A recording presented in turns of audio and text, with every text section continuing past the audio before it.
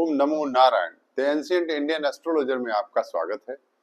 हम आज आपके सामने एक ऐसे विशेष योग की चर्चा करने जा रहे हैं जो अद्भुत है, और अगर वो किसी निम्न में भी, अगर किसी बहुत ही गरीब परिवार के भी बच्चे में यह योग पाया जाता है तो वो निश्चित राजा बनता है। आज हम उस योग की चर्चा करने जा रहे हैं।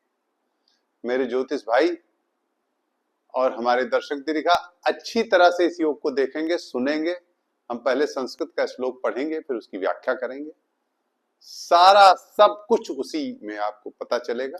और दो कुंडलियां भी, जैसा कि हम सेलिब्रिटीज की लेते हैं, हम लेंगे और आपको बताएंगे। आप भी उनको अपने यजमानों की कुंडली में लगा के देखें, उस सूत्र को लगाएंगे और उस योग को लगाएंगे। आप स्वयं पाएंगे कि निश्चित ऐसे जातक राजा होते हैं। ऐसा है, उसमें जो श्लोक है उसकी जब व्याख्या करिएगा तो दो प्रकार, एक तो शाब्दिक अर्थ है, एक है भावार्थ। तो जब भावार्थ की व्याख्या हम करेंगे श्लोक की, तो उसमें आपको हम कई विशद व्याख्या करते समय बताएंगे कि केवल जो श्लोक का शाब्दिक अर्थ है उसमें हम ऐसी चर्चा करेंगे तो आप ये ना सोचिए, हो सकता है वो जातक निम्न वर्ग में ना हो, किसी बड़े आदमी का लड़का हो तो और बड़ा आदमी बनेगा। ये भी मैं बता दूं, मान लीजिए राजा तो बनेगा, अगर निम्न वर्ग, निम्न परिवार का है तो राजा बनेगा, और अगर राजा का लड़का है तो चक्रवर्ती बनेगा। ये जान लीजिए। आज हम इसी पर चर्चा करेंगे। पहले हम श्लोक पढ़ेंगे, फिर उसकी व्याख्या बताएंगे। सब लिखा है, आप नोट कर सकते हैं। फिर हम दो कुंडलियां जैसा कि रखते हैं हम रखेंगे। आइए हम इस पर चर्चा करते हैं। पहले हम श्लोक सुनाते हैं आपको, श्लोक सुना के फिर हम उसकी व्याख्या करेंगे।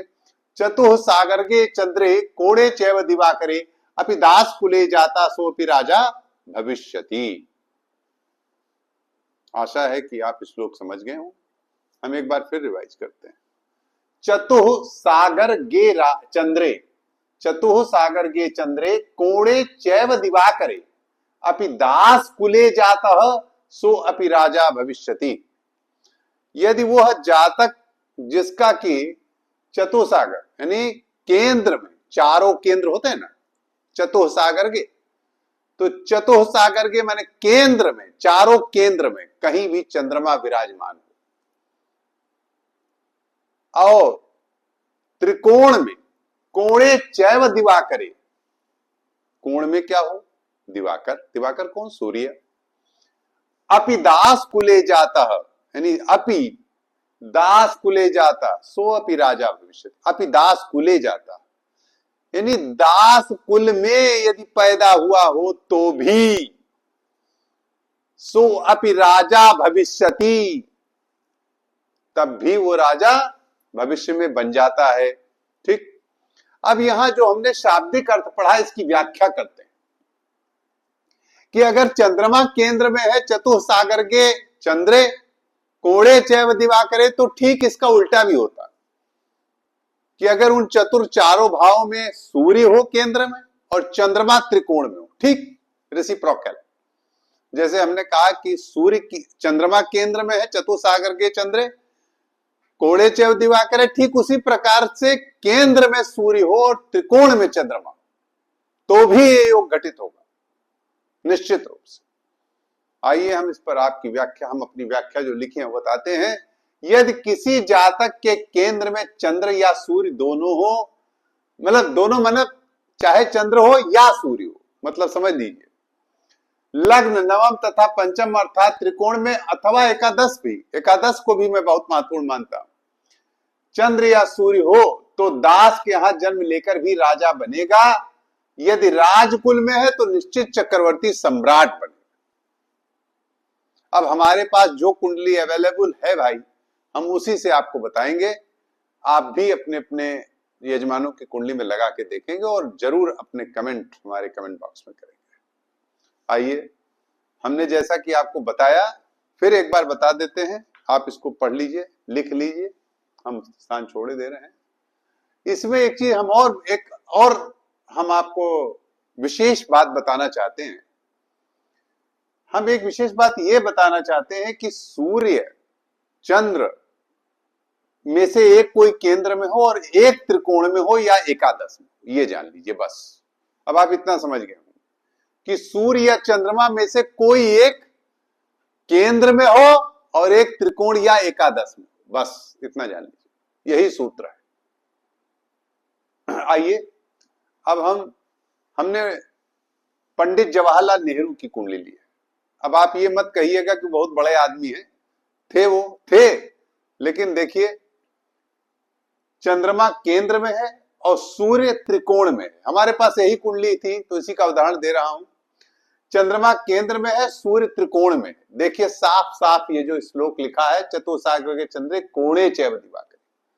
वो दास कुल में तो नहीं थे, लेकिन राजा के यहाँ पैदा हुए, मगर वो एक धनी परिवार पैदा हुए, लेकिन चक्रवर्ती, अरे प्रधानमंत्री बनना भारत का, वो भी प्रथम प्रधानमंत्री बनना अति उत्तम है। मतलब अति उत्तम बात है भाई, इससे बड़ा ये चक्रवर्ती ही है। सारा पावर उन्हीं के हाथ में होता है। तो देखा जाए तो इनकी कुंडली पूरी तरह लागू होती है। यहाँ हमने परम आदरणीय मोदी जी की कुंडली नहीं दी है, लेकिन आप लोग लगा के देखिएगा, मोदी जी के भी कुंडली में केंद्र में चंद्रमा दशम भाव में स्थित है। लग्न में, सॉरी मैं दशम में बोल गया, मोदी जी की कुंडली में वृश्चिक लग्न में ही चंद्रमा है। हमारे हिसाब से लोग उनकी तुलना, लेकिन मैं वृश्चिक लग्न मानता हूं मोदी जी की कुंडली में, और वृश्चिक लग्न में ही चंद्र है और एकादश भाव में सूर्य है। ये हमने यहां दिया नहीं है, हम आपको बता रहे हैं, आप लगा के देख सकते हैं। कई बार दे चुका हूं, आप लोग जानते हैं। आज हमने एक तो हमने इनको दिया, दूसरा बराक ओबामा जी की कुंडली लिया। इनके पिता ने इनकी मां को छोड़ दिया था। अब आप सोचिए, जिसके बाप ने उनकी मां को छोड़ दिया, उनकी मां ने सिंगल पेरेंट होकर उसने पाला, वो लड़का अमेरिका का राष्ट्रपति बना, यानी चक्रवर्ती। ठीक है ना। देखिए आप कुंडली, चंद्रमा त्रिकोण में है, सूर्य केंद्र में, जो हमने फार्मूला आपको बताया। चंद्रमा त्रिकोण में है, सूर्य केंद्र में। देख लीजिए आप, ये बिल्कुल एकदम अकाट्य फार्मूला है, इसको आप लगा के देखिएगा। प्रायः ये आपकी कुंडली आप जिन यजमानों में देखेंगे तो आपको ये बहुत अच्छी स्थिति देगा और उन यजमानों को बहुत ऊंचा स्थान देगा। जैसे हम इसमें चाहते तो हम दे सकते थे, पर हमारे पास समय अभाव है कि हम एक और चार्ट बनाते परमादरणीय मोदी जी का। तो उनकी कुंडली हम कई बार आपको लिख चुके हैं, देख चुके हैं आप। उनके वृश्चिक लग्न में चंद्र लग्न में है, नीच भंग हो रहा है मंगल के साथ, और एकादश भाव में सूर्य बैठा हुआ है, अर्थात कन्या का सूर्य है, यानी सितंबर का जन्म है। सीधी सी बात, 15 सितंबर के बाद का जन्म है, कन्या का सूर्य है। अब ये सिद्ध कर रहा है कि ऐसे लोग जो किसी भी परिवार में जन्म लिए हों तो वो राजा बनेंगे, यह निश्चित है। ऐसा हमने आपको आज सूत्र बताया और यह श्लोक भी बताया कि चतुसागर्गे चंद्रे कोणे चैव दिवाकरे, कोणे चैव दिवाकरे। अब इसका आप उल्टा भी लगा सकते हैं।